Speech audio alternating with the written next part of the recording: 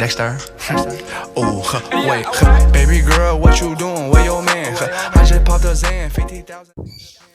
Halo semuanya, Assalamualaikum warahmatullahi wabarakatuh. Perkenalkan, nama saya Mutia Intan Saleha Harahap dari Fisika Dikb 2018. Nah, pada kesempatan ini saya akan menjelaskan materi fisika yaitu suhu dan kalor. Selamat menonton. Nah, kali ini kita akan membahas mengenai suhu dan kalor. Adapun daftar isi yang akan kita pelajari hari ini yaitu pertama suhu, yang kedua perpindahan kalor, lalu yang ketiga asas Black.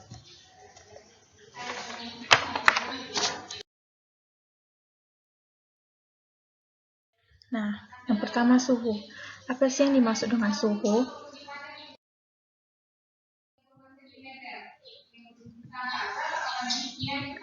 Suhu adalah suatu besaran yang menyatakan ukuran derajat panas atau dinginnya suatu benda. Untuk mengetahui dengan pasti dingin atau panasnya suatu benda, kita memerlukan suatu besaran yang dapat diukur dengan termometer.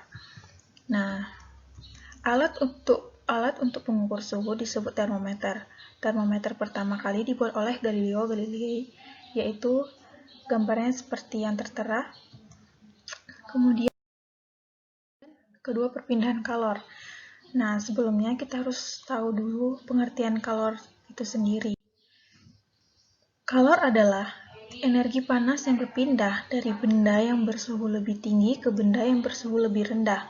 Makin besar kenaikan suhu, maka kalor yang diperlukan makin besar pula.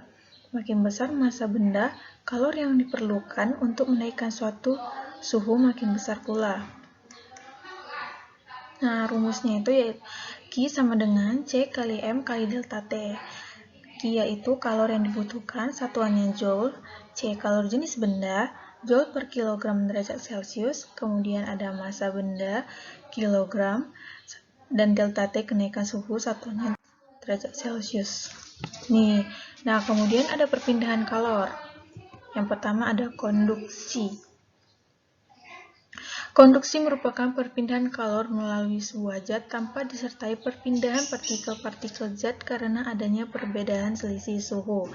Nah, seperti yang terlihat pada gambar, saat kita membakar atau memanaskan air di panci yang berjenis logam atau aluminium dan sejenisnya, panas juga akan menyebar ke seluruh bagian hingga ujung atau pegangan panci tersebut.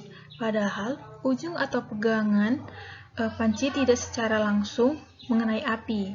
Nah, hal ini menunjukkan panas berpindah dengan perantara tersebut. Kemudian ada konveksi.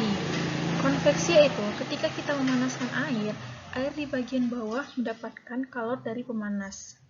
Partikel air memuai sehingga lebih ringan dan bergerak naik ke atas atau ke permukaan, dan digantikan partikel yang di permukaan pindah ke bawah. Proses ini akan berlangsung hingga dalam wadah tersebut memiliki suhu yang sama atau air sudah mendidih. Kemudian, konveksi merupakan perpindahan kalor pada suatu zat yang disertai perpindahan partikel-partikel zat. Kemudian ada radiasi, perpindahan kalor secara pancaran tanpa zat perantara. Nah, pada saat kita memanaskan air ini, jika tubuh atau tangan kita mendekat ke kompor atau ke sumber api tersebut, maka tubuh kita akan merasa hangatnya dari api kompor tersebut. Nah, pada proses ini, api dari kompor memancarkan radiasi tanpa zat perantara. Selanjutnya ada asas Black. Yang mengukarkan asas Black yaitu Joseph Black. Bunyi asas Black yaitu pada percampuran dua zat, banyaknya jumlah kalor yang dilepas dan zat yang suhunya lebih tinggi sama dengan banyaknya jumlah kalor yang diterima oleh zat yang suhunya lebih rendah. Secara matematis dapat dirumuskan dengan Q lepas sama dengan Q terima, di mana Q lepas sama dengan merupakan jumlah kalor yang dilepas oleh suatu zat, satuannya Joule. Kemudian Q terima yaitu merupakan jumlah kalor yang diterima suatu zat, satuannya Joule. Terima kasih. Baiklah, sekian hasil presentasi saya. terhadap materi suhu dan kalor. Apabila ada kesalahan, saya mohon maaf. Semoga video ini dapat bermanfaat bagi kita semua. Terima kasih. Wassalamualaikum warahmatullahi wabarakatuh dan selamat pagi. Baby girl, what you doing? Where your man? I just popped a Zan, 50,000 in Japan. I ain't doing no plan, these red bottoms on no Vans. And she